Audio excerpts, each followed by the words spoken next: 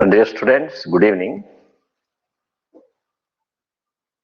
ಪ್ರೀತಿಯ ವಿದ್ಯಾರ್ಥಿಗಳೇ, ನಿಮ್ಮನ್ನೆಲ್ಲ ವಿದ್ಯುತ್ ಶಕ್ತಿ ಪಾಠದ 5ನೇ ಅವಧಿಗೆ ಹೃತ್ಪೂರ್ವಕವಾಗಿ ಸ್ವಾಗತಿಸ್ತಾ ಇದ್ದೇನೆ. Good evening.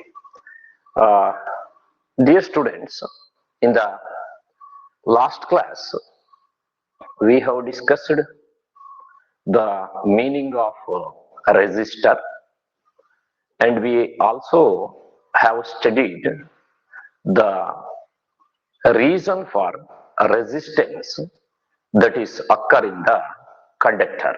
ಹಿಂದಿನ ತರಗತಿಯಲ್ಲಿ ವಾಹಕದಲ್ಲಿ ರೋಧ ಯಾಕೆ ಉತ್ಪತ್ತಿಯಾಗತ್ತೆ, ರೋಧಕ್ಕೆ ಕಾರಣ ಅಂದ್ರೆ ಏನು, ಕಾರಣ ಏನು, ರೋಧ ಅಂದ್ರೆ ಏನು, ವಾಹಕದ ರೋಧ ಅಂದ್ರೆ ಏನು, ರೋಧಕ ಅಂದ್ರೆ ಏನು ಅಂತ ಹೇಳಿ ಅಭ್ಯಾಸ ಮಾಡಿದ್ವಿ. And also we have studied the two type of connection of resistors in a circuit. ಹಿಂದಿನ ತರಗತಿಯಲ್ಲಿ ನಾವು ರೆಸಿಸ್ಟರ್ನ ಅಥವಾ ರೋಧಕಗಳನ್ನ ಎರಡು ರೀತಿಯಲ್ಲಿ ವಿದ್ಯುತ್ ಮಂಡಲದಲ್ಲಿ ಜೋಡಿಸ್ತೇವೆ ಅಂತ ಹೇಳಿ ಕಲ್ತಿದ್ವಿ. The first type is serial connection. ಮೊದಲ ರೀತಿಯಲ್ಲಿ ನಾವು ಈ ರೆಸಿಸ್ಟರ್ಗಳನ್ನ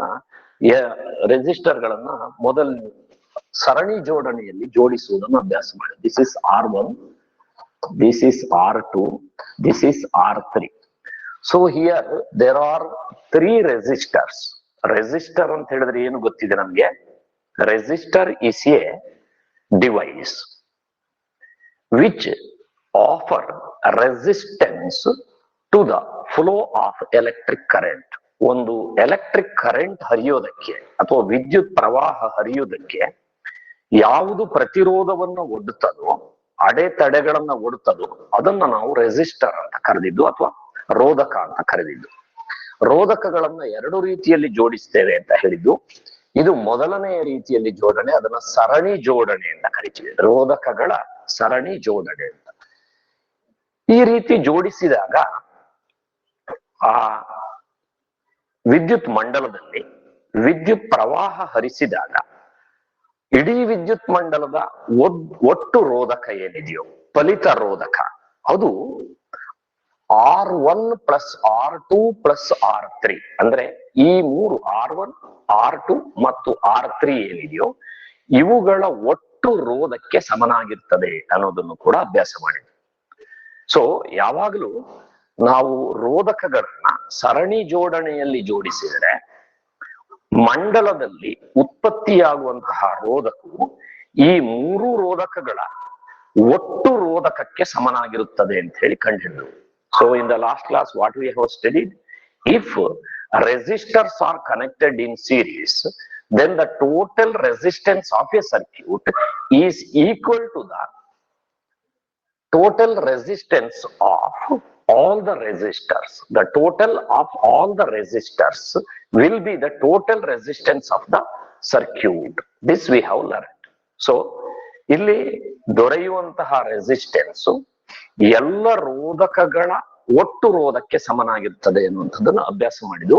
so for that we have developed A formula. The formula is what is called RP is equal to, ಯಾಕೆ P ಬರೀತೀವಿ ಅಂತ ಹೇಳಿದ್ರೆ, ಸಾರಿ, RS is equal to ಅಂದ್ರೆ ರೆಸಿಸ್ಟರ್ ನ ಸೀರೀಸ್ ಕನೆಕ್ಷನ್ ಅಂತ. ರೆಸಿಸ್ಟರ್ ನ ಸೀರೀಸ್ ಕನೆಕ್ಷನ್ ಮಾಡಿದಾಗ so that is equal to R1 plus R2 plus R3 ಅಂತ ಹೇಳಿ ಫಾರ್ಮುಲಾ ಕಲ್ದಿದ್ದು. ಫಾರ್ ಎಕ್ಸಾಂಪಲ್, ಇದು if it is 2 ohm, if it is 4 ohm, then if it is 6 ohm, then you have to write here 2 plus 4 plus 6, totally 12 ohm ಆಗತ್ತೆ. ಇಡೀ ಏನು ಈ circuit ನಲ್ಲಿ ಇಡೀ ವಿದ್ಯುತ್ ಮಂಡಲದಲ್ಲಿ ಹರಿದಂತಹ ಒಟ್ಟು ರೋಧ ಏನು ಅಂತ ಕೇಳಿದ್ರೆ, that is equal to the resistance of the first resistor plus the resistance of the second resistor and the resistance of the third resistor. So you get the total resistance will be equal to the resistance of these three ಅಂತ.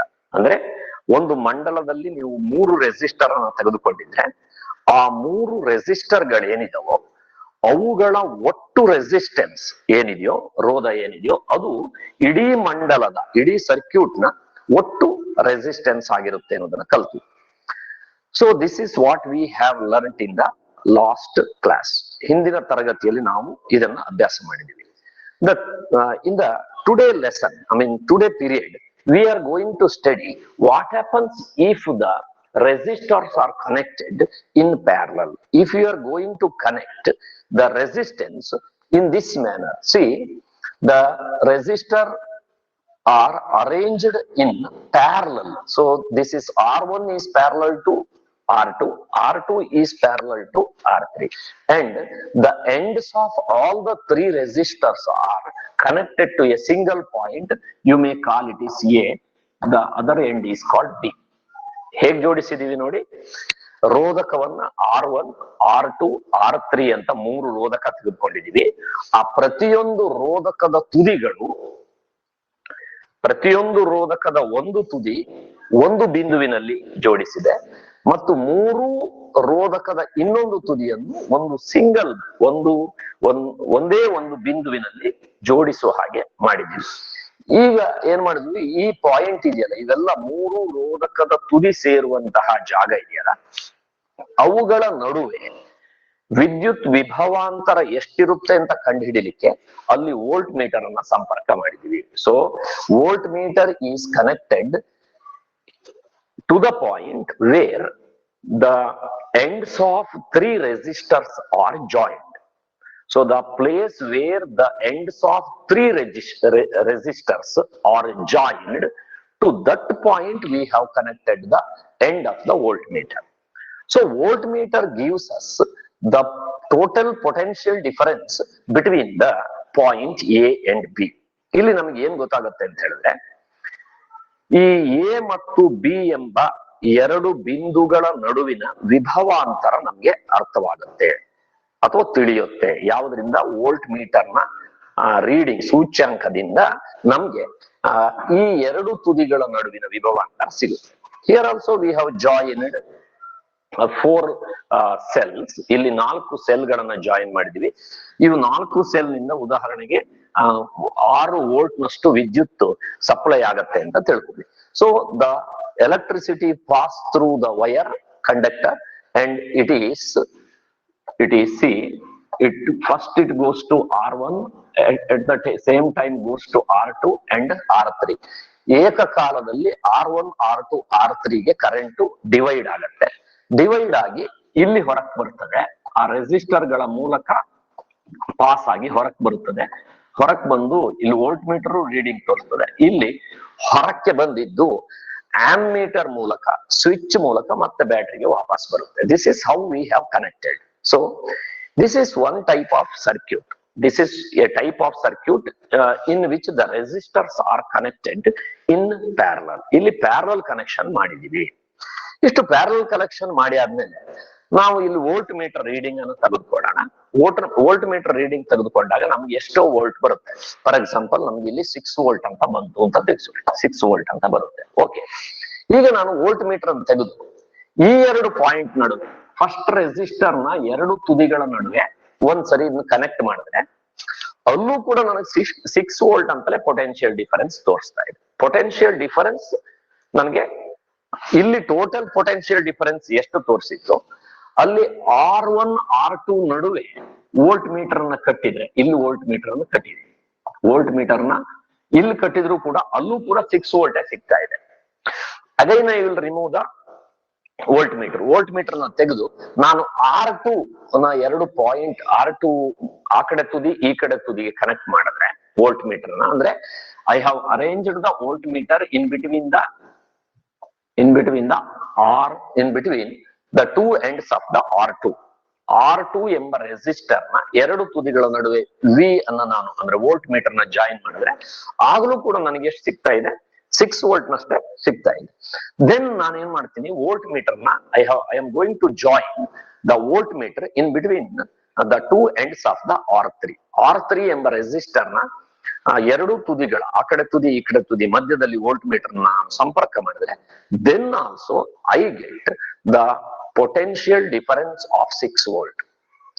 So by conducting this experiment, I am going to conclude that the total potential difference across the circuit is equal to the potential difference between the two ends of any resistors. ಅಥವಾ ಇನ್ನೊಂದು ರೀತಿ ಹೇಳ್ಬೋದು, the V remains constant in the parallel connection. ನೀವು ಈ ವಿದ್ಯುತ್ ಮಂಡಲದಲ್ಲಿ volt meter ನ ಎಲ್ಲಿಗೆ ಕಟ್ರಿ, ಎಲ್ಲಿಗೆ ನೀವು ಜಾಯಿನ್ ಮಾಡಿದ್ರು ಕೂಡ, ವೋಲ್ಟ್ ಮೀಟರ್ ನೀವು ಎಲ್ಲಿಗೆ ಜಾಯಿನ್ ಮಾಡಿದ್ರು ಕೂಡ you will get the same voltage. Potential difference ಅಥವಾ ವಿದ್ಯುತ್ ವಿಭವಾಂತರವು ಸೇಮ್ ಇರುತ್ತೆ. ನೀವು ಎಲ್ಲಿಗೆ ಬೇಕಾದ್ರೂ ವೋಲ್ಟ್ ಮೀಟರ್ ಕಟ್ಟಿ ನೋಡಿ, ಯಾವ ಎರಡು ತುದಿಗಳಿಗೂ ಬೇಕಾದ್ರೆ ವೋಲ್ಟ್ ಮೀಟರ್ ಕಟ್ಟಿ ನೋಡಿ, ಆಗ ನಿಮ್ಗೆ ಗೊತ್ತಾಗೋದೇನು, in this type of circuit, ಈ ರೀತಿಯ ಸರ್ಕ್ಯೂಟ್ ಅನ್ನು ನಾವು ಮಾಡಿದಾಗ the potential difference between any two points in the circuit is constant or is equal ಅಂತ ಗೊತ್ತಾಗ್ತದೆ. ಅಂದ್ರೆ ನೀವು ಇಡೀ ಸರ್ಕ್ಯೂಟ್ ನ ಯಾವ ಎರಡು ಬಿಂದುಗಳ ನಡುವೆ ವಿಭವಾಂತರ ನೋಡಿದ್ರು ಅದು ಸಮನಾಗಿರುತ್ತೆ ಅಂತ. ಆದ್ದರಿಂದ ರೋಧಕಗಳ ಸಮಾನಾಂತರ ಜೋಡಣೆಯಲ್ಲಿ ಮಂಡಲದ ಯಾವುದೇ ಎರಡು ತುದಿಗಳ ನಡುವೆ ವಿಭವಾಂತರವು ಸ್ಥಿರವಾಗಿರುತ್ತದೆ ಅಂತ ಗೊತ್ತಾಗ್ತದೆ. So what we have gained here, the knowledge what we have gained is V is always remain constant ಅಂತ ಗೊತ್ತಾಗ್ತದೆ ಈ ರೀತಿ ಜೋಡಣೆಯಲ್ಲಿ. ಬಟ್ ಇಲ್ಲೇನಾಗಿತ್ತು, ಪ್ಯಾರಲಲ್ ಸೀರೀಸ್ ಕನೆಕ್ಷನ್ ನಲ್ಲಿ ವೋಲ್ಟೇಜ್ ವ್ಯತ್ಯಾಸ ಆಗಿತ್ತು, ಎಲೆಕ್ಟ್ರಿಸಿಟಿ ಕಾನ್ಸ್ಟೆಂಟ್ ಆಗಿತ್ತು. ನೀವು ಎಲ್ಲಿ ಎಲೆಕ್ಟ್ರಿಸಿಟಿ ಅಳೆದ್ರು ಕೂಡ ಎಲೆಕ್ಟ್ರಿಕ್ ಕರೆಂಟ್ ಫ್ಲೋ ಆಗೋದು ಸೇಮ್ ಇತ್ತು. But in this case it is reverse. Here voltage is constant but ammeter reading different. Ammeter ನ ಈಗ ಟೆಸ್ಟ್ ಮಾಡೋಣ. ವೋಲ್ಟ್ ಮೀಟರ್ ನಾವು ಇಲ್ಲಿಗೆ ಕಟ್ಟಿದೀವಿ. So voltmeter is connected to the point A and B. ಈಗ voltmeter ಅನ್ನ ನಾನು A ಮತ್ತು ಬಿ ಎಂಬ ಎರಡು ಬಿಂದುಗಳಿಗೆ ಸಂಪರ್ಕಿಸಿದ್ದೀನಿ. ನಾನು ಇನ್ನು ಅದನ್ನು ಚೇಂಜ್ ಮಾಡಲ್ಲ. What I am going to change is, now I am going to connect ammeter in between, ammeter here. Ammeter and resistors are in series.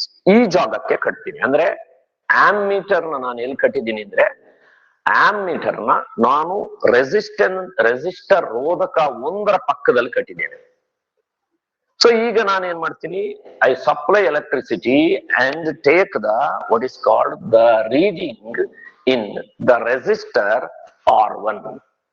ಈಗ ಈ ಕೇಸಲ್ಲಿ ಏನ್ ಮಾಡ್ತಾ ಇದ್ದೀನಿ ಅಂದ್ರೆ, ನಾನು R1 ಪಕ್ಕದಲ್ಲಿ ಆಮ್ಮೀಟರ್ ನ ಕಟ್ಟಿ ಆ R1 ನ ಸೂಚ್ಯಾಂಕ ಎಷ್ಟು ಅಂತ ಬರೆದಿಟ್ಕೊಳ್ತೀನಿ. I am going to record the electric current flows through the resistant wire, that is R1. Then I am going to connect. Here I will change. In the second case I am going to connect the ammeter near to R2. So R2 ಪಕ್ಕದಲ್ಲಿ ammeter ನ ಕಟ್ತೀನಿ. Then also I will take what is called reading. ಇಲ್ಲೂ ಕೂಡ ನಾನು reading ಅನ್ನ ತಗೊಳ್ತೀನಿ. Volt meter ammeter ನ ಕಟ್ಟಿ ammeter reading ಅನ್ನ ಸೆಕೆಂಡ್ ಕೇಸ್ ಅಲ್ಲಿ ತಗೊಳ್ತೀನಿ.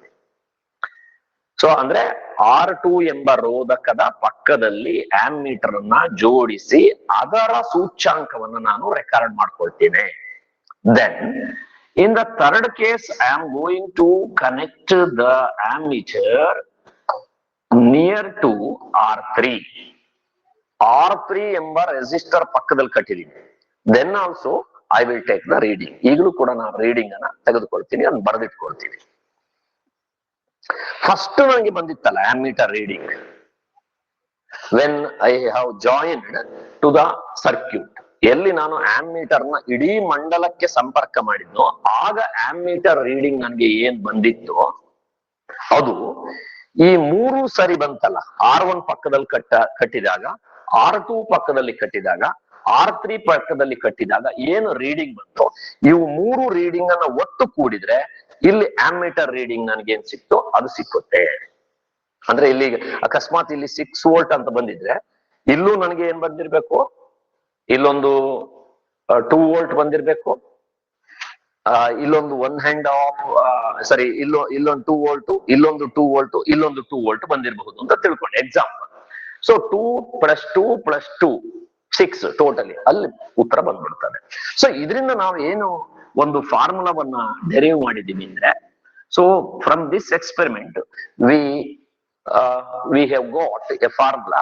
So the IP you may write, so ಅಂದ್ರೆ ಪ್ಯಾರಲಲ್ ಕನೆಕ್ಷನ್ ಇದ್ದಾವಾಗ, ಪ್ಯಾರಲಲ್ ಕನೆಕ್ಷನ್ ಅಂದ್ರೆ ಸಮಾನಾಂತರ ಜೋಡಣೆಯನ್ನು ಜೋಡಿಸಿದಾಗ ಆಗ ವಿದ್ಯುತ್ ಮಂಡಲದಲ್ಲಿ ಹರಿದಂತಹ ವಿದ್ಯುತ್ತು I1 + I2 + I3 ಅಂದ್ರೆ current passed through the resistor 1, electricity passed through electric current passed through the resistor 2 and the electric current passed through the resistor 3. ಇವುಗಳ ಮೂರನ್ನು ಕೂಡಿದ್ರೆ ನಿಮ್ಗೆ ಟೋಟಲ್ ಈ ವಿದ್ಯುತ್ ಮಂಡಲದ ರೆಸಿಸ್ಟರ್ ಸಿಗುತ್ತೆ ಅಂತ ಹೇಳ್ತೀವಿ. So what we have observed here, the total electric current passed through the conductor, circuit, is equal to the electric current passed through the resistor 1 and resistor 2 and resistor 3.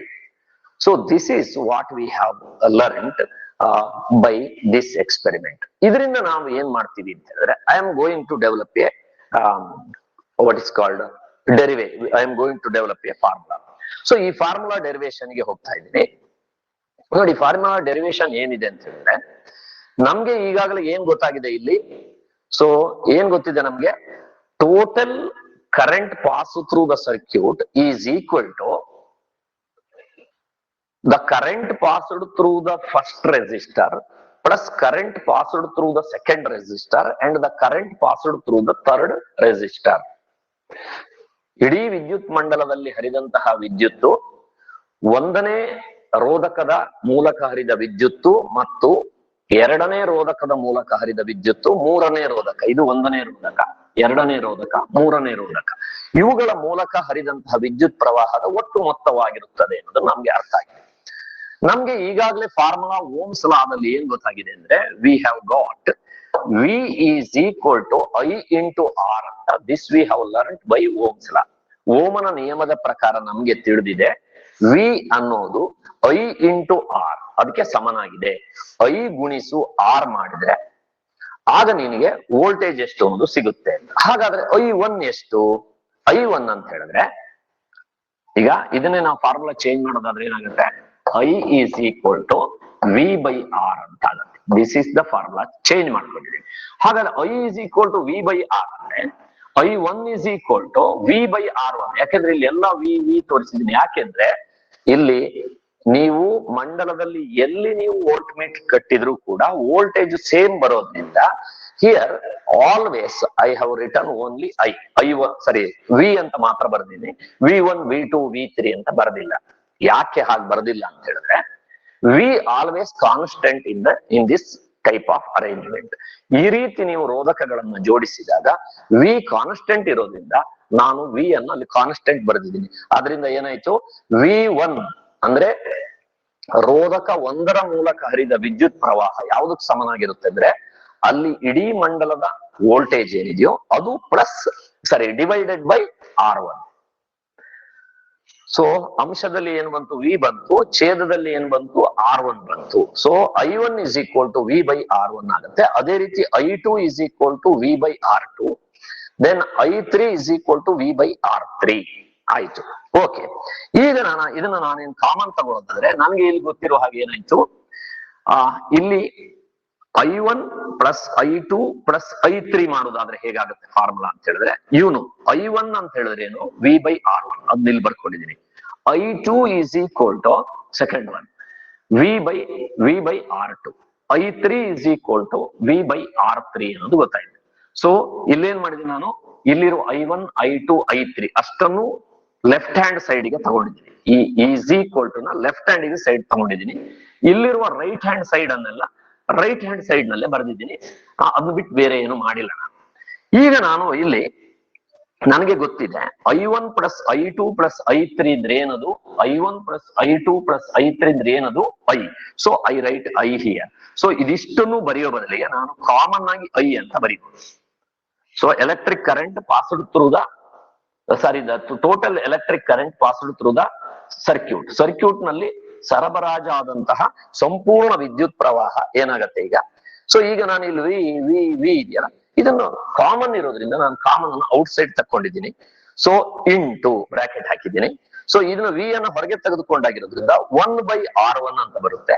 ಇಲ್ಲಿ V ಅನ್ನ ಹೊರಗೆ ತೆಗೆದುಕೊಂಡಿರೋದ್ರಿಂದ 1/R2 ಅಂತ ಬರುತ್ತೆ. ಇಲ್ಲೂ ಹಾಗೆ V ಅನ್ನ ಹೊರಗೆ ತೆಗೆದುಕೊಂಡಿರೋದ್ರಿಂದ 1/R3 ಅಂತ ಬರುತ್ತೆ. ಸೊ ಫಾರ್ಮುಲಾ ಈಗ ಏನಾಯ್ತು, I is equal to V into 1/R1 plus 1/R2 plus 1/R3. ಈಗ ನಮ್ದೇನು, ಈಗ ಓಲ್ಡ್ ಫಾರ್ಮುಲಾಕ್ಕೆ ಹೋಗೋಣ. What is the formula here? It is here ನೋಡಿ, see V is equal to I into R ಅಂತ ಆಗಿದೆ ಅಲ್ವಾ. ಇಲ್ಲಿ ನಾನು ಆರ್ ಬರಿಬೇಕು. ಇಲ್ಲಿ ಆರ್ ಅಂದ್ರೆ ಏನಾಯ್ತು ನೋಡಿ, I is equal to V into R, that is the formula. So ಈ ಫಾರ್ಮುಲಾ, ಸೊ ಏನಿದು I is equal to V by R ಅಂತ ಆಯ್ತು. ಸೊ ಈಗ ನಾನು ಏನ್ ಮಾಡ್ತೀನಿ, ಸೊ ಇಲ್ಲಿ ಆರ್ ಅನ್ನು ಬದಲಿಗೆ I is equal to V into R. So ಇಲ್ಲಿ R ಅನ್ನು ಬದಲಿಗೆ ಏನಿದೆ, R by R, sorry 1/R1 plus 1/R2 plus 1/R3 ಇದೆ. ಸೊ RP ಅನ್ನೋದೇನಾಯ್ತು, RP reciprocal of resistance in parallel is equal to 1/R1 plus 1/R2 plus 1/R3 ಅನ್ನೋದಾಗಿದೆ. ಅಂದ್ರೆ ಈಗ RP ಅನ್ನುವಂಥದ್ದು ಏನಿದೆಯೋ, RP ಅನ್ನೋದು reciprocal of RP is equal to 1/R1 plus 1/R2 plus 1/R3. ಈ ರೀತಿ ಜೋಡಣೆ ಮಾಡಿದಾಗ, ಪ್ಯಾರಲಲ್ ಜೋಡಣೆ ಮಾಡಿದಾಗ ಏನ್ ಅನಿಸ್ತಾ ಇದೆ ನಮ್ಗೆ ಅಂತ ಹೇಳಿದ್ರೆ, ಈಗ ನೀವು ಈ ಟೋಟಲ್ ರೆಸಿಸ್ಟೆನ್ಸ್ ಇದೆಯಲ್ಲ, ಯಾವ್ದ್ರದ್ದು ಸರ್ಕ್ಯೂಟಿನ ಟೋಟಲ್ ರೆಸಿಸ್ಟೆನ್ಸ್ ಇದೆಯಲ್ಲ, ಅದು ಪ್ರತಿಯೊಂದು ರೆಸಿಸ್ಟರ್ನ ಜೋಡಿಸಿದ್ನಲ್ಲ, 3 ರೆಸಿಸ್ಟರ್ನ ಜೋಡಿಸಿದ್ವಲ್ಲ, ಅದರಲ್ಲಿ ಯಾವುದು ಕನಿಷ್ಠ ರೆಸಿಸ್ಟೆನ್ಸ್ ಇದೆಯೋ ಅದಕ್ಕಿಂತ ಕನಿಷ್ಠ ಆಗಿರುತ್ತೆ. ಉದಾಹರಣೆಗೆ ನೋಡೋಣ, ಇದು 1 ಓಮ್ ಇತ್ತು ಅಂತ ತಿಳ್ಕೊಳ್ಳಿ. ಸೊ ದ ಫಸ್ಟ್ ಏನಿತ್ತು, ಇದು 1 ಓಮ್ ಇತ್ತು, ಇದು 2 ಓಮ್ ಇತ್ತು ಅಂತ ತಿಳ್ಕೊಳ್ಳಿ. ಸೊ ಇದೇನಾಗಿದೆ 3 ಓಮ್ ಅಂತ ಇತ್ತು ಅಂತ ತಿಳ್ಕೊಳ್ಳಿ. ಸೊ ಟೋಟಲಿ 6 ಓಮ್ ಆಗ್ತಾ ಇತ್ತು. ಸೊ ಇಲ್ಲಿ ನೀವು ಇದನ್ನ ಸೀರೀಸ್ ನಲ್ಲಿ ಜೋಡಿಸಿದ್ರೆ ನಿಮ್ಗೆ 6 ಓಮ್ ಬರ್ತಾ ಇತ್ತು. ಇದೇ ರೆಸಿಸ್ಟರ್ ಗಳನ್ನ ನೀವು ಸೀರೀಸ್ ನಲ್ಲಿ ಜೋಡಿಸಿದ್ರೆ, ಅಂದ್ರೆ ಸರಣಿಯಲ್ಲಿ ಜೋಡಿಸಿದ್ರೆ, ಟೋಟಲ್ ರೆಸಿಸ್ಟೆನ್ಸ್ ಅಲ್ಲಿರುವ ಎಲ್ಲಾ ರೆಸಿಸ್ಟರ್ ಗಳ ಒಟ್ಟು ಮೊತ್ತ ಬರ್ತಾ ಇತ್ತು, 6 ಓಮ್ಸ್ ಬರ್ತಾ ಇತ್ತು. ಆದ್ರೆ ಅದನ್ನ ನೀನು ಪ್ಯಾರಲಲ್ ಆಗಿ ಜೋಡಿಸಿದ್ರೆ, ಸಮಾನಾಂತರವಾಗಿ ಜೋಡಿಸಿದ್ರೆ, ಇಲ್ಲಿ 3 ರೀಡಿಂಗ್ ಇದೆಯಲ್ಲ, ಇದರಲ್ಲಿ ಯಾವುದು ಕನಿಷ್ಠನೋ ಆ ಕನಿಷ್ಠಕ್ಕಿಂತ ಕನಿಷ್ಠ ಯಾವ್ದು ಇಲ್ಲಿ, which is less here, 1 ohm is less. So ಇಲ್ಲಿ ಟೋಟಲ್ ರೆಸಿಸ್ಟರ್, ಈ ಸಿಸ್ಟಮಿನ ಅಥವಾ ಈ ಸರ್ಕ್ಯೂಟಿನ ಟೋಟಲ್ ರೆಸಿಸ್ಟೆನ್ಸ್ ಏನಿದೆಯೋ, ಆ ಟೋಟಲ್ ರೆಸಿಸ್ಟೆನ್ಸ್ ಇಲ್ಲಿ ರೆಸಿಸ್ಟೆನ್ಸ್ ಗಳ ಪೈಕಿ ಯಾವುದು ಕಡಿಮೆ ಇದೆಯೋ ಅದಕ್ಕಿಂತ ಕಡಿಮೆ ಬರ್ತದೆ. ಅಂದ್ರೆ ಅವಾಗ ಏನಾಗುತ್ತೆ, resistance is less than 1 ohm. 1 ಓಮಿಗಿಂತಲೂ ಕಡಿಮೆ ರೆಸಿಸ್ಟೆನ್ಸ್ ಬರುತ್ತೆ ಈಗ ಈ ರೇಟಿನ ರೆಸಿಸ್ಟರ್ ಗಳನ್ನ ಬಳಸಿದ್ರೆ. So this is another point we have learned. Okay. Nikhil ನಿನ್ನ ಆಡಿಯೋ ಮ್ಯೂಟ್ ಮಾಡೋ. ನಿಖಿಲ್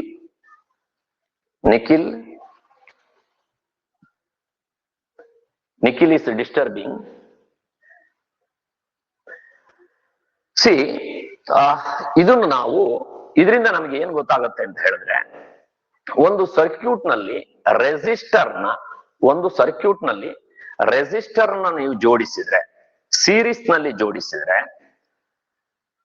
ತುಂಬಾ ರೆಸಿಸ್ಟೆನ್ಸ್ ಜಾಸ್ತಿ ಆಗುತ್ತೆ.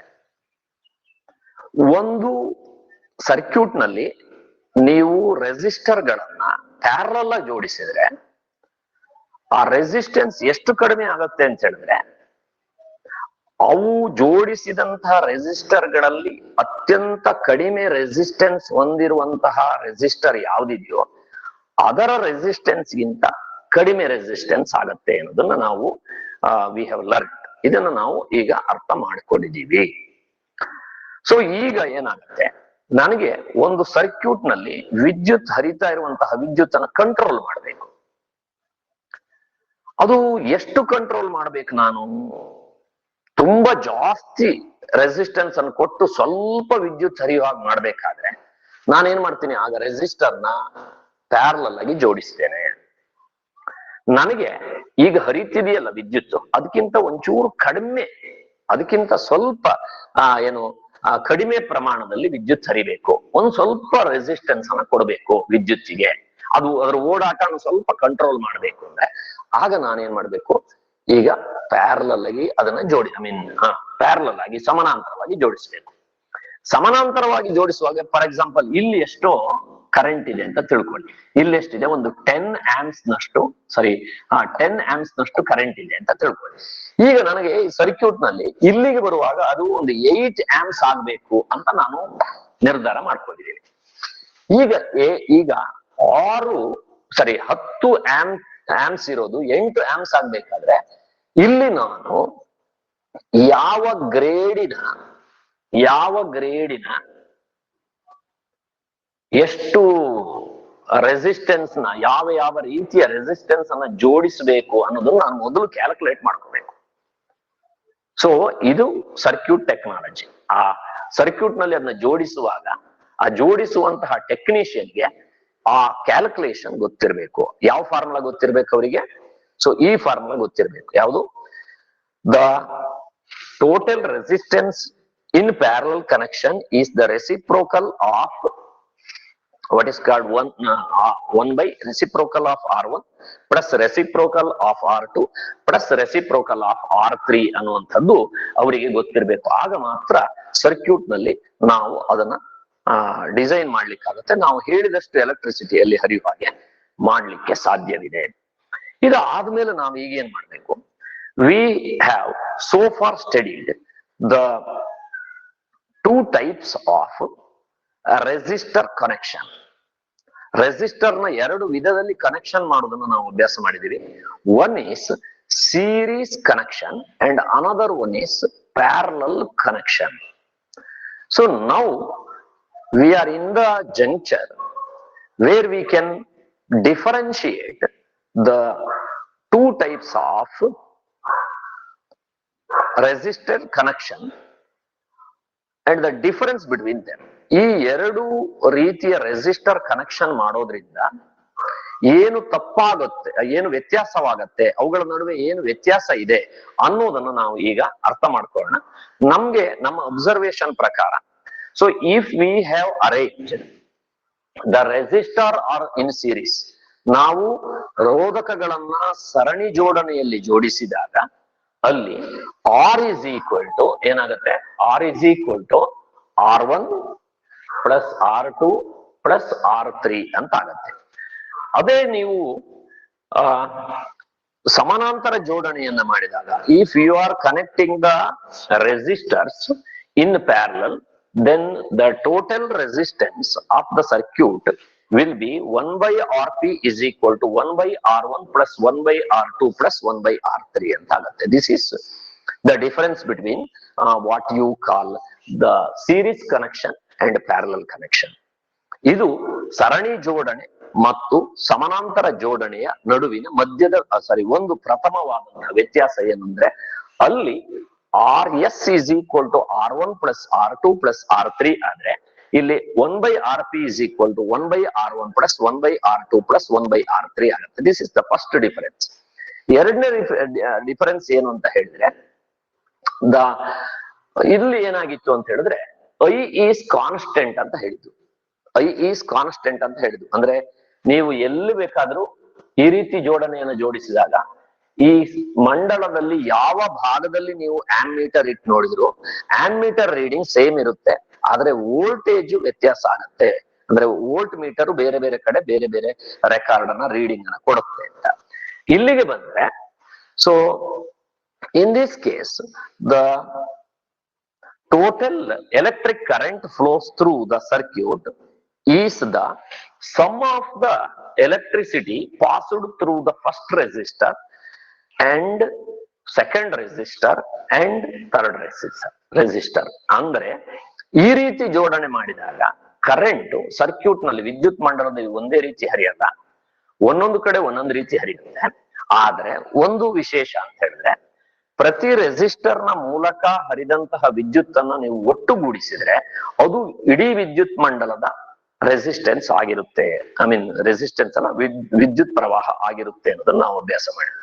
So that is the second difference between these two circuit. ಈ ಎರಡು ಸರ್ಕ್ಯೂಟ್, ಈ ಎರಡು ವಿದ್ಯುತ್ ಮಂಡಲನ ಅಥವಾ ರೋಧಕಗಳನ್ನ ಈ ಎರಡು ರೀತಿಯಲ್ಲಿ ಜೋಡಿಸಬಹುದು. ಆ ಎರಡು ರೀತಿಯಲ್ಲಿ ಜೋಡಿಸಿದಾಗ ಏನೇನು ವ್ಯತ್ಯಾಸ ಆಗತ್ತೆ ಅನ್ನೋದನ್ನ ನಾವು ಹೇಳ್ತಾ ಇರೋದು. ಇಲ್ಲಿ ಏನ್ ಹೇಳಿದೆ ನಾನು, ವೋಲ್ಟೇಜ್ ಕಾನ್ಸ್ಟೆಂಟ್ ಇರುತ್ತೆ, ವೋಲ್ಟೇಜ್ ವ್ಯತ್ಯಾಸ ಆಗತ್ತೆ ಇಲ್ಲಿಂದ. ವೋಲ್ಟೇಜ್ ಏನ್ ಹೇಳಿದೆ ಅಂತ ಹೇಳಿದ್ರೆ total voltage of the system is equal to the voltage difference or potential difference in the first resistor plus second resistor plus third ಅಂತ. ಆಗ ಹಿಂದೆ ನಾವು ಇದನ್ನೇನು ಅಭ್ಯಾಸ ಮಾಡಿದ್ವು. So in this case V is equal to V1 plus V2 plus V3 ಅಂತ ಹೇಳುದು. So series connection ಅಥವಾ ಸರಣಿ ಜೋಡಣೆಯಲ್ಲಿ ಜೋಡಿಸಿದಾಗ ವಿದ್ಯುತ್ ಮಂಡಲದ ಒಟ್ಟು ವೋಲ್ಟೇಜ್ ಏನಿದೆಯೋ ಅದು ರೋಧಕ ಒಂದರ ಎರಡು ತುದಿಗಳ ನಡುವೆ ಇರುವಂತಹ ವಿಭವಾಂತರ ಪ್ಲಸ್ ರೋಧಕ ಎರಡರ ವಿಭವಾಂತರ ಪ್ಲಸ್ ರೋಧಕ ಮೂರರ ವಿಭವಾಂತರ. So this we have studied so far. ಇಲ್ಲಿ ಬಂದ್ಬಿಟ್ರೆ ನೀವು ವೋಲ್ಟೇಜ್ ಕಾನ್ಸ್ಟೆಂಟ್ ಇರುತ್ತೆ ಅಂತ ಹೇಳಿ ಹೇಳ್ತೀರಿ. This is the third difference we have find out. Next fourth difference ಏನಿದೆ ಅಂತ ಹೇಳಿದ್ರೆ ಇಲ್ಲಿ ಏನಾಗತ್ತೆ ಅಂತ ಹೇಳಿದ್ರೆ ಇಲ್ಲಿ the total let us discuss first here. The total resistance of the circuit is equal to the sum of the resistance of all the three resistors. ಇಲ್ಲಿ ಮೂರು ರೋಧಕ ಬಳಸಿದ್ರೆ ಮೂರು ರೋಧಕಗಳ ಒಟ್ಟು ರೋಧಕ್ಕೆ ಮಂಡಲದ ರೋಧ ಸಮನಾಗಿರುತ್ತೆ. ಅದರಿಂದ ಇದು ಯಾವಾಗಲೂ ಈ ಇಂಡಿವಿಜುವಲ್ ಏನಿದೆಯೋ ರೆಸಿಸ್ಟರ್ ಇದೆಯಾ ಅದರ ರೆಸಿಸ್ಟೆನ್ಸ್ ಗಿಂತ ಜಾಸ್ತಿ ಇರುತ್ತೆ. ಅಂದ್ರೆ ಪ್ರತಿಯೊಂದು ರೋಧ ಇಲ್ಲಿ ಫಾರ್ ಎಕ್ಸಾಂಪಲ್ ಇದು ಎಷ್ಟು 1 ಓಮ್ ಇತ್ತು, ಇದು 2 ಓಮ್ ಇತ್ತು, ಇದು 3 ಓಮ್ ಇತ್ತು ಅಂತ ಹೇಳಿದ್ರೆ ಒಟ್ಟು ಎಷ್ಟು ಬರುತ್ತೆ? ಇದನ್ನು ಕೂಡಿದಾಗ 1 ಪ್ಲಸ್ 2 ಪ್ಲಸ್ 3 ಮಾಡಿದ್ರೆ ನಿಮ್ಗೆ ಒಟ್ಟು 6 ಬರುತ್ತೆ ಉತ್ತರ. ಸೊ ಆ 6 ಅನ್ನೋದು ಫಸ್ಟಿನ ಓಮ್ ಲೆಕ್ಕ ಹಾಕಿ 6 ಅನ್ನೋದು ಉತ್ತರ ಬಂದಿದೆ ನಿಮಗೆ. ಅದು 6 ಅನ್ನೋ ಸಂಖ್ಯೆ 1 ಓಮ್ಗಿಂತ ಜಾಸ್ತಿ, 2 ಓಮ್ಗಿಂತ ಜಾಸ್ತಿ, 3 ಓಮ್ಗಿಂತಲೂ ಜಾಸ್ತಿ. ಆದ್ರೆ ಇಲ್ಲಿ ಬಂದ್ರೆ ಹಾಗಲ್ಲ. The total resistance of the circuit is less than the least resistance of the resistor. ಅಲ್ಲಿ ಬಳಸಿದಂತಹ ರೋಧಕಗಳಲ್ಲಿ ಕನಿಷ್ಠ ರೋಧಕ ಯಾವುದಿದೆಯೋ ಅದಕ್ಕಿಂತ ಕನಿಷ್ಠ ಬೆಲೆ ನಮ್ಗೆ ಮಂಡಲದಲ್ಲಿ ವಿದ್ಯುತ್ ಸಿಗುತ್ತೆ ಅನ್ನುವಂಥದ್ದು another difference we have studied. So equivalent resistance ಅಂತ ಇದೆ ಅಥವಾ ಟೋಟಲ್ ರೆಸಿಸ್ಟೆನ್ಸ್ ಇದೆಯಲ್ಲ ಅದು ಯಾವಾಗಲೂ ಇಲ್ಲಿ ಟೋಟಲ್ ರೆಸಿಸ್ಟೆನ್ಸ್ ಜಾಸ್ತಿ ಇರುತ್ತೆ, ಇಲ್ಲಿ ಟೋಟಲ್ ರೆಸಿಸ್ಟೆನ್ಸ್ ಬಹಳ ಕಡಿಮೆ ಇರುತ್ತೆ. ಸೊ ಈಗ ನಾವು ನೆಕ್ಸ್ಟ್ ನಮ್ಮ ಸ್ಟಡಿನ ನಾವು ಯಾವ್ದನ್ನ ಅಭ್ಯಾಸ ಮಾಡ್ತೀವಿ ಅಂತ ಹೇಳಿದ್ರೆ ಇದಿಷ್ಟು ಆದ ನಂತರ ಎಲೆಕ್ಟ್ರಿಕ್ ಬಲ್ಬ್ ಮತ್ತು ಹೀಟರ್ ಎರಡು ಬೇರೆ ಬೇರೆ ಅವುಗಳ ಸಾಮರ್ಥ್ಯ ಬೇರೆ ಬೇರೆ ಇದೆ ಅಥವಾ ಅವುಗಳು ಎಳೆದುಕೊಳ್ಳುವಂತಹ ವಿದ್ಯುತ್ ಶಕ್ತಿಯ ಪ್ರಮಾಣ ಬೇರೆ ಬೇರೆ ಇದೆ. ಅವುಗಳನ್ನ ನಾವು ಒಟ್ಟಿಗೆ ಜೋಡಿಸಬಹುದಾ ಅಥವಾ ಸರಣಿಯಲ್ಲಿ ಜೋಡಿಸಬಹುದಾ ಅಥವಾ ಜೋಡಿಸಬಾರದಾ ಅನ್ನುವಂಥದ್ದು ನೋಡೋಣ. ಈಗ ನಾವು ನೆಕ್ಸ್ಟ್ ಸ್ವಿಚ್ ಆನ್ ಆಗುವಂತದ್ದು ಯಾವುದಕ್ಕೆ ಅಂದ್ರೆ series connection of electric device and parallel connection of electric device. ನೀವು ನಿಮ್ಮ ಮನೆಯಲ್ಲಿ ಎಲೆಕ್ಟ್ರಿಸಿಟಿಯನ್ನ ಎಲೆಕ್ಟ್ರಿಕ್ ಸರ್ಕ್ಯೂಟ್ ಮಾಡುವಾಗ ಎರಡು ರೀತಿ ಜೋಡಿಸ್ತೇವೆ. ಫಾರ್ ಎಕ್ಸಾಂಪಲ್ ನಿಮ್ಮ ಮನೆಯಲ್ಲಿ ವೈರಿಂಗ್ ಹೀಗಿದೆ, ಇಲ್ಲಿ ಒಂದು ಬಲ್ಬ್, ಒಂದು ಎಲೆಕ್ಟ್ರಿಕ್ ಬಲ್ಬ್, ಒಂದು ಎಲೆಕ್ಟ್ರಿಕ್ ವಿದ್ಯುತ್ ದೀಪವನ್ನ ಇಲ್ಲಿ ಕನೆಕ್ಷನ್ ಮಾಡಿದೆ. ಇದರ ಪಕ್ಕದಲ್ಲಿ ಒಂದು ಹೀಟರ್, ಇದು ಅಡಿಗೆ ಮಾಡ್ಲಿಕ್ಕೆ ಬಳಸುವಂತಹ ಹೀಟರ್. ಇದಕ್ಕೆ ಹೀಗೆ ಪ್ಲಗ್ ಇದೆ, ಇದರಿಂದ ಹೀಗೆ ಕನೆಕ್ಷನ್ ಬರುತ್ತೆ. ಇದಕ್ಕೆ ತುದಿಯಲ್ಲಿ ಹೀಗೆ 2 ಪಿನ್ನೋ 3 ಪಿನ್ನೋ ಇದೆ ಅಂತ ತಿಳ್ಕೊಳ್ಳಿ. ಸೊ ನಾವು ಕೇಳ್ತಾ ಇರೋದು ಹೀಗೆ ಕನೆಕ್ಷನ್ ಮಾಡಬಹುದಾ ಅಂತ. ಅಂದ್ರೆ these are the different types of electric appliances. They draw the different amount of electric current. Their electric power is different. ಇದ್ರ ಎಲೆಕ್ಟ್ರಿಕ್ ಪವರ್ ಬೇರೆ, ಇದ್ರದ್ದು ಎಲೆಕ್ಟ್ರಿಕ್ ಪವರ್ ಬೇರೆ. ಫಾರ್ ಎಕ್ಸಾಂಪಲ್ ತಗೋಣ, ಇದ್ರ ಎಲೆಕ್ಟ್ರಿಕ್ ಪವರ್ ಎಷ್ಟು? 60 ವೋಲ್ಟ್. ನಾನು ಯಾವ್ದು ತೋರಿಸ್ತಾ ಇದ್ದೀನಿ ಅಂದ್ರೆ ನೋಡಿ, ಈ ಬಲ್ಬ್ ಅನ್ನ ಬಳಸ್ತಾ ಇದ್ದೀನಿ. This is the bulb I am going to fix here. So ಈ ಬಲ್ಬ್ ಅನ್ನು ಇಲ್ಲಿ ಫಿಕ್ಸ್ ಮಾಡಿದ್ದೀನಿ. ಓಕೆ, ನೆಕ್ಸ್ಟ್ ಇದ್ರ ಪಕ್ಕದಲ್ಲಿ ನಾನು ಏನ್ ಮಾಡಿದ್ದೀನಿ, ಎಲೆಕ್ಟ್ರಿಕ್ ಹೀಟರ್ ನ ಕನೆಕ್ಟ್ ಮಾಡಿದ್ದೀನಿ. ಬಟ್ ಇಲ್ಲೊಂದು ಕಾಮನ್ ಸ್ವಿಚ್ ಇದೆ, ಒಂದು ಕಾಮನ್ ಸ್ವಿಚ್ ಇದೆ. ಸೊ ಎಲೆಕ್ಟ್ರಿಸಿಟಿಯನ್ನು ನಾನು ಇದಕ್ಕೆ ಸ್ವಿಚ್ ಆನ್ ಮಾಡಿದ್ದೀನಿ. ಹೀಗೆ ಕನೆಕ್ಟ್ ಮಾಡಬಹುದಾ ಅಂತ.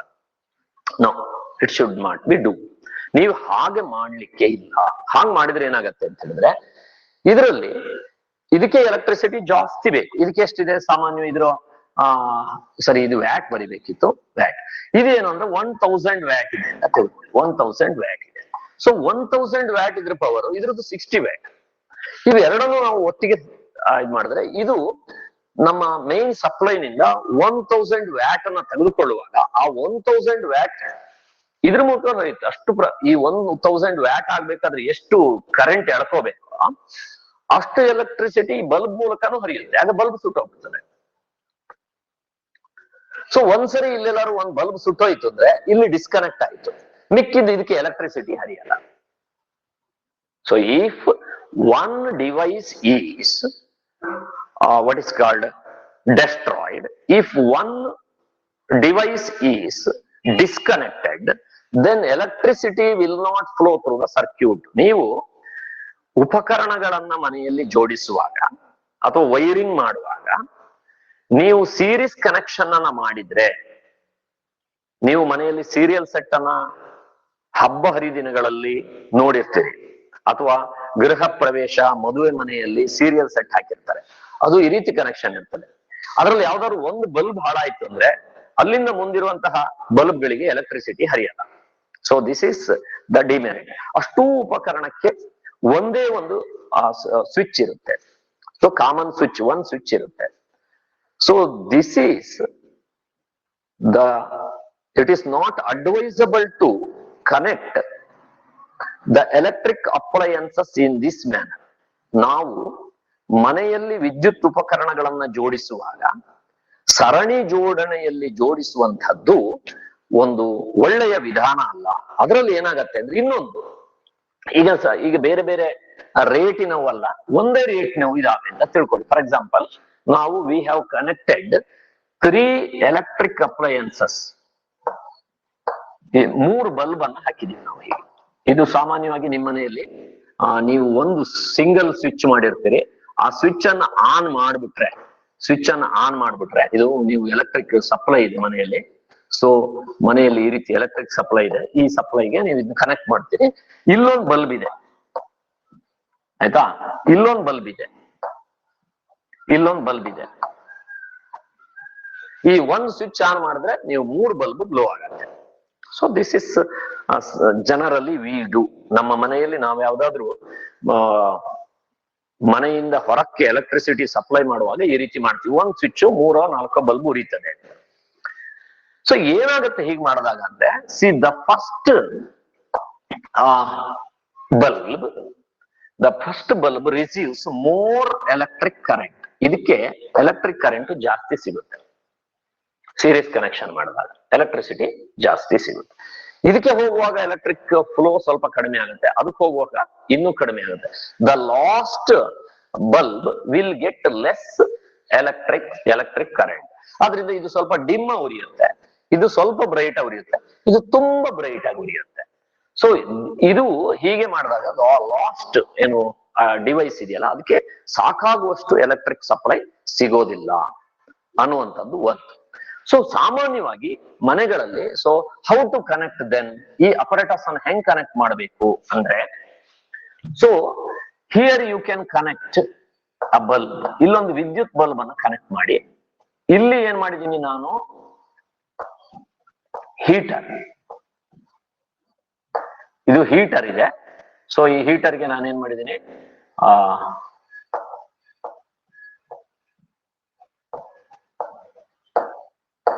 ಸೊ ಇದು ಹೀಟರ್. ಇನ್ನೊಂದು ಏನ್ ಮಾಡಿದೀನಿ ನಾನು, ಐ ಹ್ಯಾವ್ ಕನೆಕ್ಟೆಡ್ ಟು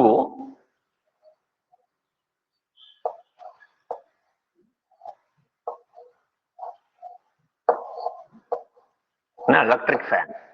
ಈಗ ಏನ್ ಮಾಡಿದೀನಿ connection see. So electricity pass through this. See ಈಗ ನಾನು ಹಿಂಗ್ ಮಾಡಿದ್ರೆ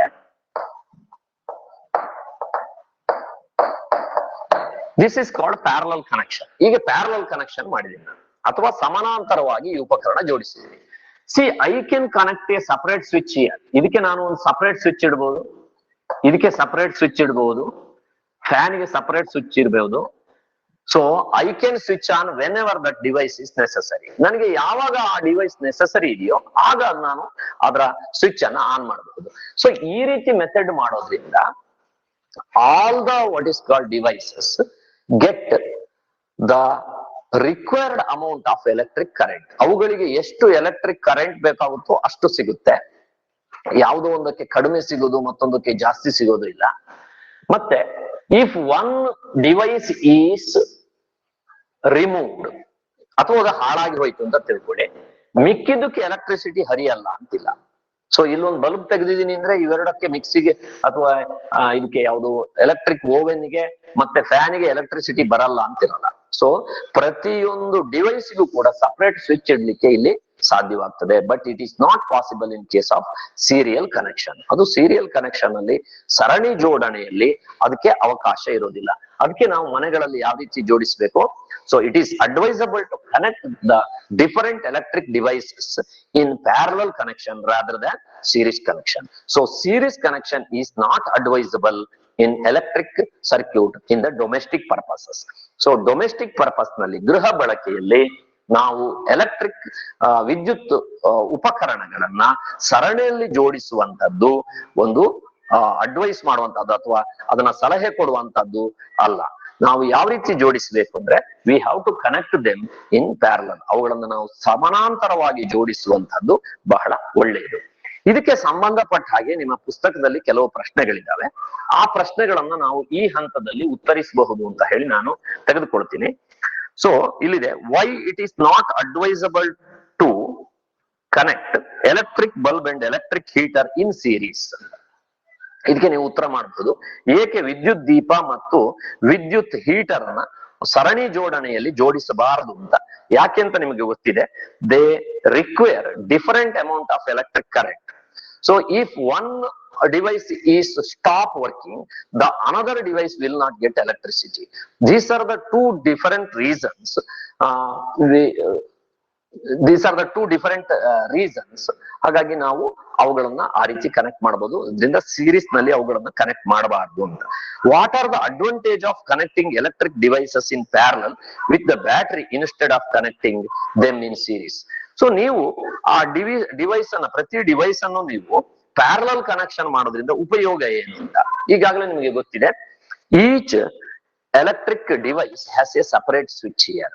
ಪ್ರತಿಯೊಂದು ವಿದ್ಯುತ್ ಉಪಕರಣಕ್ಕೂ ಕೂಡ ಪ್ರತ್ಯೇಕವಾದಂತಹ ಸ್ವಿಚ್ ಇರೋದ್ರಿಂದ ಯಾವ ಉಪಕರಣವನ್ನ ನಾವು ಬಳಸಬೇಕು ಆ ಉಪಕರಣವನ್ನು ಮಾತ್ರ ನಾವು ಸ್ವಿಚ್ ಆನ್ ಮಾಡಬೇಕು. ಮಿಕ್ಕಿದ್ದನ್ನ ಸ್ವಿಚ್ ಆನ್ ಮಾಡುವಂತಹ ಅವಶ್ಯಕತೆ ಇಲ್ಲ. ಅಥವಾ ಒಂದು ಉಪಕರಣ ನಾವು ಸ್ವಿಚ್ ಆಫ್ ಮಾಡಿದ್ರೆ ಮಿಕ್ಕಿದಕ್ಕೆ ಕರೆಂಟ್ ಹರಿಯೋದಿಲ್ಲ ಅಂತ ಹೇಳಿ ಇರೋದಿಲ್ಲ. So these are some and rating different devices consume different amount of electric current. So their rating is different, their power is different. So if they are connected in series, more electricity may pass through the device which has less power. So it may cause the instrument to what is called burn. ಆ ಉಪಕರಣ ಸುಟ್ಟು ಹೋಗಬಹುದು. ಯಾಕೆ ಅಂತ ಹೇಳಿದ್ರೆ ಆ ಉಪಕರಣಕ್ಕೆ ಸರಬರಾಜು ಆಗುವಂತ ವಿದ್ಯುತ್ತು ಜಾಸ್ತಿ ಹರಿದು, ಅಂದ್ರೆ ಕಡಿಮೆ ವಿದ್ಯುತ್ ಉಪಭೋಗಿಸುವಂತಹ ಉಪಕರಣದ ಮೂಲಕ ಹೆಚ್ಚು ವಿದ್ಯುತ್ ಹರಿದಾಗ ಆ ಉಪಕರಣ ಏನಾಗ್ತದೆ, ಹಾಳಾಗಿ ಸುಟ್ಟು ಹೋಗ್ತದೆ. ಸೊ ಪ್ಯಾರಲಲ್ ಕನೆಕ್ಷನ್ ಅನ್ನುವಂಥದ್ದು ಬಹಳ ಒಳ್ಳೇದು ಅಂತ ಹೇಳಿ ಇಲ್ಲಿ ಹೇಳ್ತದೆ. ನೆಕ್ಸ್ಟ್ ನಾವು ಇನ್ನೊಂದು ಹೊಸ ಕಾನ್ಸೆಪ್ಟ್ ಅನ್ನ ತೆಗೆದುಕೋಬೇಕು. ಆ ಹೊಸ ಕಾನ್ಸೆಪ್ಟ್ ಯಾವುದು ಅಂದ್ರೆ heating effect of electric current ಅಂತ. Heating effect of electric current ಅಂತ. ಸಾಮಾನ್ಯವಾಗಿ ಈಗ ನಾವು ರೋಧ ಹೇಳುವಾಗಲೇ ಹೇಳಿದ್ವು, ಯಾವುದೇ ಒಂದು ರೋಧ ತಂತಿಯ ಮೂಲಕ ವಿದ್ಯುತ್ ಹರಿತಾ ಇದೆ ಅಂತ ಹೇಳಿದ್ರೆ, ಆ ರೋಧ ತಂತಿಯ ಮೂಲಕ ವಿದ್ಯುತ್ ಹರಿತಾ ಇರುವಾಗ ಆ ತಂತಿಯಲ್ಲಿ ಹರಿತಾ ಇರುವಂತಹ ಎಲೆಕ್ಟ್ರಾನ್ಗಳಿಗೆ ತಂತಿಯಲ್ಲಿರುವಂತಹ ಪರಮಾಣುಗಳು ಡಿಕ್ಕಿ ಹೊಡೆಯೋದ್ರಿಂದ, ಆ ಡಿಕ್ಕಿ ಹೊಡೆದಾಗ ವೇಗವಾಗಿ ಹರಿಯುತ್ತಿರುವಂತಹ ಎಲೆಕ್ಟ್ರಾನ್ಗೆ ಇದ್ದಂತಹ ಚಲನ ಶಕ್ತಿಯು, ಕೈನೆಟಿಕ್ ಎನರ್ಜಿ, ಆ ಚಲನ ಶಕ್ತಿಯು ಶಾಖ ಶಕ್ತಿಯಾಗಿ ಬಿಡುಗಡೆಯಾಗುತ್ತೆ. ಆದ್ರಿಂದ ತಂತಿ ಬಿಸಿ ಆಗುತ್ತೆ ಅಂತ ಹೇಳಿದ್ರು. So what we have discussed so far, if electric current is passed through a resistor wire or resistant wire, the resistant wire or conductor opposes the flow of electric current or electrons. So when these atoms of the conductor oppose the, or they produce or they offer the obstruction to the flow of electrons, then the speed moving electron which has the kinetic energy, that kinetic energy is converted into thermal energy, heat energy, as the result of which the conductor gets heated. This is what we have learned in the last class. So whenever there is electric current, there is a flow of electrons. That too, electrons are moving in a great speed. So they are moving in a great speed. So if the if the conductor is a resistor or resistant wire, then it offers some obstruction, as the result of which the fast moving electrons may collide with the electrons, I mean the atoms that are present on the outer surface of the conductor. ಒಂದು ತಂತಿಯ ಹೊರಭಾಗದಲ್ಲಿ ಇರುವಂತಹ free ಆಟಮ್ಗಳು, ಅಂದ್ರೆ ಸ್ವತಂತ್ರ ಪರಮಾಣುಗಳಿರ್ತವೆ. ಹೀಗೆ ಯಾವುದ್ರಲ್ಲಿ ಈ ರೀತಿ ಸ್ವತಂತ್ರ ಪರಮಾಣುಗಳು ಜಾಸ್ತಿ ಇರ್ತವೋ ಅವುಗಳು ಹೆಚ್ಚು ರೆಸಿಸ್ಟೆಂಟ್ ಹೊಂದಿರುವಂತಹ ವೈರ್ ಅಂತ. ಈಗ ಇದರಲ್ಲಿ ಎಲೆಕ್ಟ್ರಾನ್ಸ್ ಮೂವ್ ಆಗ್ತಾ ಇದೆ ಅಂತ ಇಟ್ಕೊಳ್ಳಿ. This electron is moving in a great speed. Electron ತುಂಬಾ ವೇಗವಾಗಿ ಚಲಿಸ್ತಾ ಇದೆ.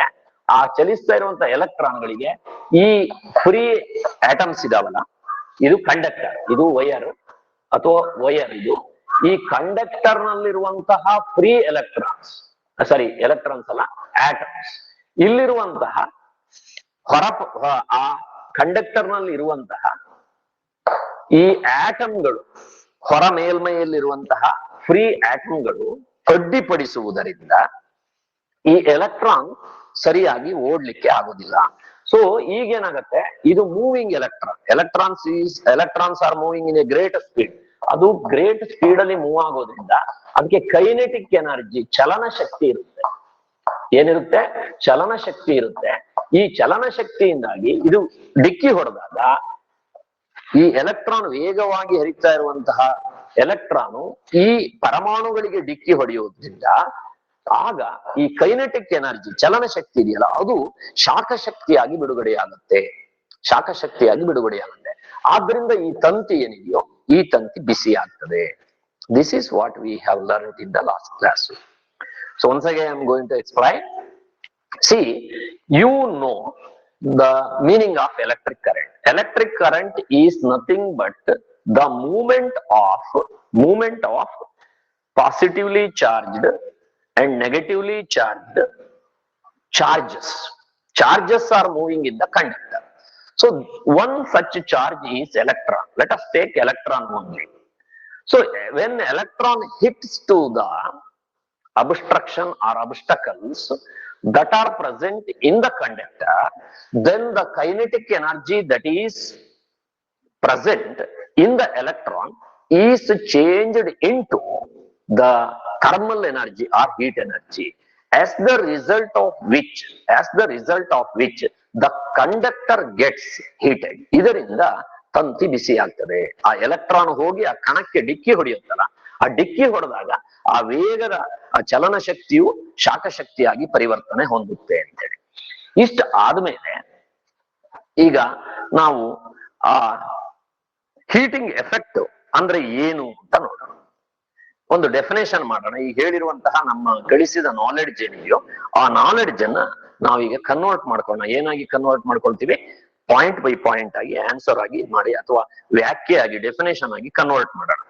When electric current flows through the conductor, ಒಂದು ಕಂಡಕ್ಟರ್ ಮೂಲಕ ಎಲೆಕ್ಟ್ರಿಸಿಟಿ ಹರಿತಾ ಇದೆ ಅಂದ್ರೆ the heat energy is generated in the conductor. ಆ ಕಂಡಕ್ಟರ್ ನಲ್ಲಿ ಎಲ್ಲ ತಂತಿಯಲ್ಲೂ ಹಾಗಾಗಲ್ಲ. ನಾನು ಹೇಳಿದೀನಿ ರೆಸಿಸ್ಟೆಂಟ್ ವೈರ್ ಅಲ್ಲಿ ಮಾತ್ರ.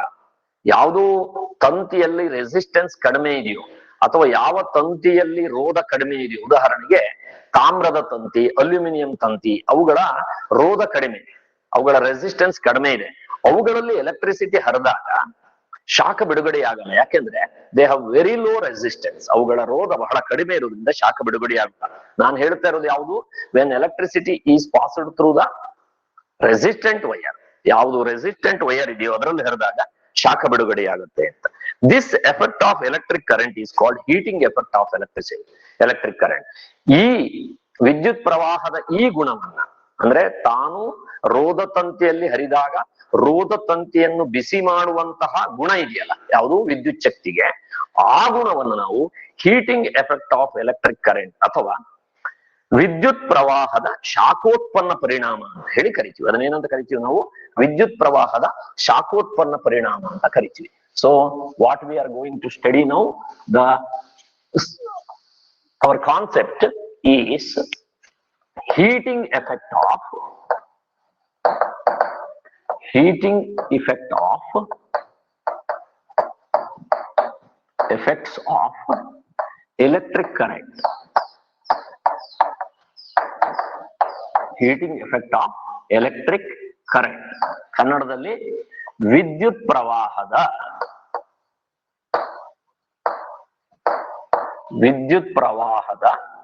ಶಾಖೋತ್ಪನ್ನ ಪರಿಣಾಮ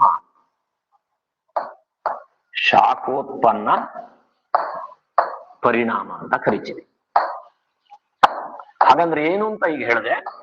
so when electric current is passed through A wire which has more resistance, then electric current is changed into heat energy. So heat is generated in the conductor. That effect of electric current is called heating effect of electric current. ಅಂದರೆ ಒಂದು ತಂತಿಯಲ್ಲಿ, ರೋಧ ತಂತಿಯಲ್ಲಿ ವಿದ್ಯುತ್ ಪ್ರವಾಹ ಹರಿದಾಗ,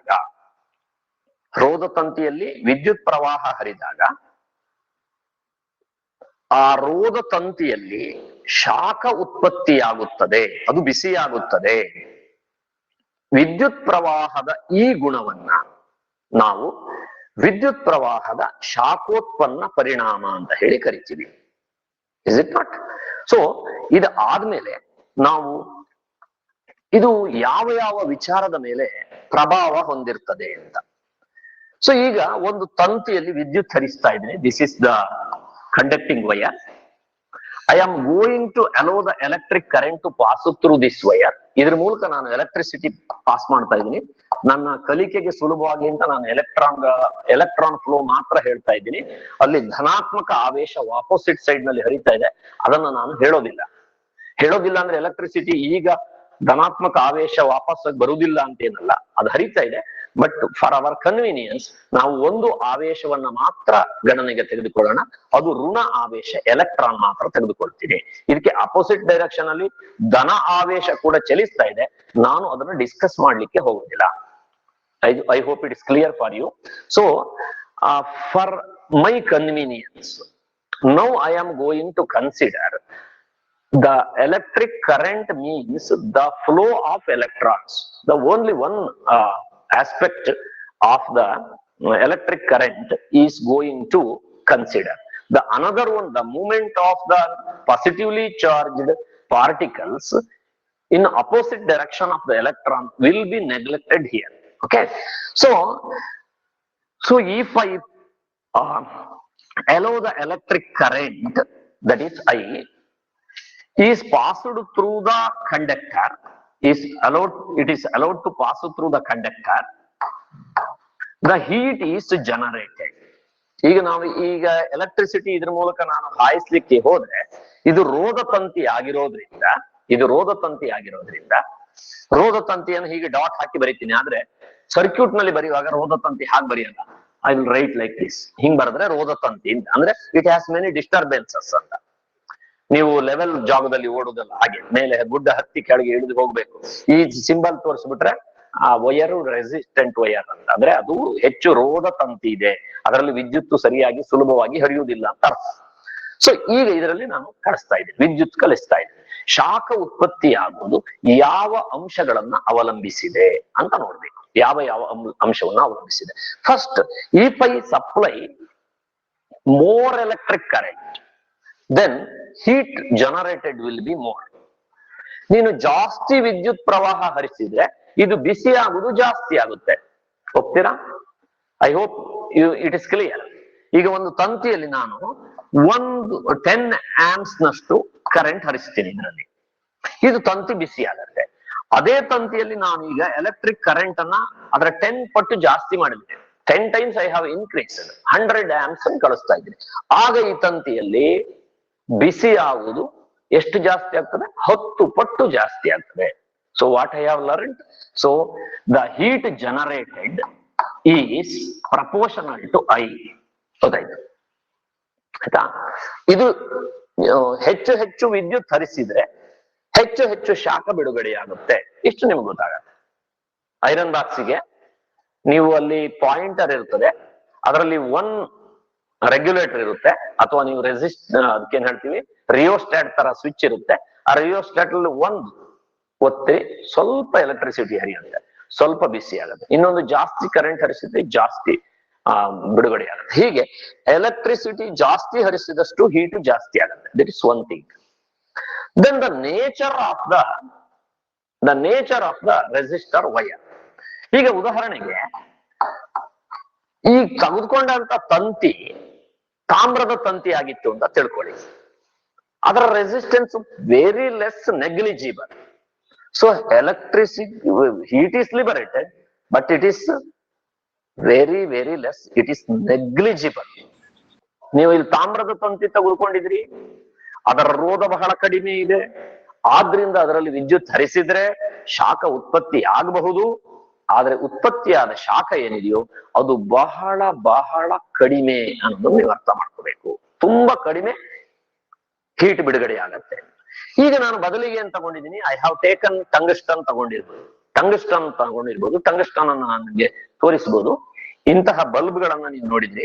ಈ bulb ನಲ್ಲಿ ಮಧ್ಯದಲ್ಲಿ ಒಂದು ಸಣ್ಣ ಹೀಗೆ ಕಾಯಿಲ್ ಆದಂತಹ ವಯರ್ ಇರುತ್ತೆ. ತುಂಬಾ ಹೀಗೆ ತೆಳು ಅಂತ ಹೇಳಿದ್ರೆ ನೀವು ಪ್ರಾಯಶಃ ಇದನ್ನಷ್ಟು ಸುಲಭ ನೋಡ್ಲಿಕ್ಕೆ ಆಗುದಿಲ್ಲ. ಅಷ್ಟು ತೆಳುವಾದಂತಹ ಒಂದು ತಂತಿಯನ್ನು ಅಳವಡಿಸಿರ್ತಾರೆ. ಅದನ್ನ ಟಂಗ್ಸ್ಟನ್ ತಂತಿ ಇದ್ದೀವಿ. ಆ ಟಂಗ್ಸ್ಟನ್ ತಂತಿಯನ್ನು ನಾನು ಇಲ್ಲಿ ಬಳಸಿದ್ದೀನಿ ಅಂತ ತಿಳ್ಕೊಳ್ಳಿ. ಟಂಗ್ಸ್ಟನ್ ತಂತಿ ಇದೆಯಲ್ಲ, ಅದು ಹೆಚ್ಚು ರೋಧ ತಂತಿ. ಅದರಲ್ಲಿ ಎಲೆಕ್ಟ್ರಿಸಿಟಿ ಹರಿಯೋಕೆ ಅದು ತುಂಬಾ ಡಿಸ್ಟರ್ಬೆನ್ಸ್ ಅನ್ನ ಕೊಡುತ್ತೆ. ಅದರಿಂದ the electricity passed through the tungsten wire is very very less. ಅಲ್ಲಿ ಮೋರ್ ಹೀಟ್ ಇಸ್ ಜನರೇಟೆಡ್. ಅದರಲ್ಲಿ ಜಾಸ್ತಿ ಹೀಟ್ ಬಿಡುಗಡೆ ಆಗುತ್ತೆ. ಅಂದ್ರೆ ಏನಾಯ್ತು? ಹೀಟ್ ಬಿಡುಗಡೆಯಾಗೋದು ತಂತಿಯ ಸ್ವಭಾವವನ್ನ ಅವಲಂಬಿಸಿದೆ, ತಂತಿಯ ರೋಧವನ್ನ ಅವಲಂಬಿಸಿದೆ. If more resistant wire is used, then more heat is generated. If less resistant wire is used, less heat is generated. ಜಾಸ್ತಿ ರೋಧ ಇರುವಂತಹ ತಂತಿ ಬಳಸಿದ್ರೆ ಜಾಸ್ತಿ ಶಾಖ ಉತ್ಪತ್ತಿ ಆಗುತ್ತೆ. ಕಡಿಮೆ ರೋಧ ಇರುವ ತಂತಿಯನ್ನು ಬಳಸಿದ್ರೆ ಕಡಿಮೆ ಶಾಖ ಬಿಡುಗಡೆಯಾಗುತ್ತೆ. ಮತ್ತೆ ಇನ್ಯಾವುದನ್ನು ಅವಲಂಬಿಸಿದೆ ಅಂದ್ರೆ ದ ಟೈಮ್. ಎಷ್ಟು ಸಮಯ ಕರೆಂಟ್ ಹರಿಸಿದ್ರಿ? ಸರ್ ನಾನು ಇದು ರೋಧ ತಂತಿ ಟಂಗ್ಸ್ಟನ್ ಸ್ವಿಚ್ ಆನ್ ಮಾಡಿ 1 ನಿಮಿಷ ಹರಿಸಿದ್ದೀನಿ. ಓಕೆ, ಒಂದಷ್ಟು ಹೀಟ್ ರಿಲೀಸ್ ಆಗಿದೆ. ಅದೇ ಉಪಕರಣಕ್ಕೆ ನೀವು 1 ಗಂಟೆ ವಿದ್ಯುತ್ ಹರಿಸಿದ್ರೆ ಹೀಟ್ ಲಿಬರೇಟ್ ಆಗುವುದು ಜಾಸ್ತಿ ಆಗುತ್ತೆ. ಆದ್ರಿಂದ ಏನಾಗುತ್ತೆ? ಅದು ಹೀಟ್ ಲಿಬರೇಟ್ ಆಗುವುದನ್ನು ಕೂಡ ಅವಲಂಬಿಸಿದೆ. So these are the 3 factors. Heat liberated when electricity passed through a conductor is depending on these 3 factors. What are the 3 factors? It is depending on the amount of electric current passed through the conductor, and it is depending on the nature of the resistant wire, and it is also depending on the time duration during which the electric current is supplied. ಈ ಮೂರು ಅಂಶಗಳನ್ನ ಅವಲಂಬಿಸಿದೆ. ಶಾಖೋತ್ಪನ್ನ ಪರಿಣಾಮವು, ವಿದ್ಯುತ್ ಪ್ರವಾಹದ ಶಾಖೋತ್ಪನ್ನ ಪರಿಣಾಮವು ಆ ವಿದ್ಯುತ್ ತಂತಿಯಲ್ಲಿ ಹರಿಸಿದಂತಹ ವಿದ್ಯುತ್ ಪ್ರವಾಹದ ಮೊತ್ತ ಮತ್ತು ತಂತಿಯ ರೋಧತೆ ಮತ್ತು ತಂತಿಯಲ್ಲಿ ಎಷ್ಟು ಕಾಲ ವಿದ್ಯುತ್ ಹರಿಸಿದ್ರಿ ಎಂಬ ಅಂಶವನ್ನ ಅವಲಂಬಿಸಿದೆ.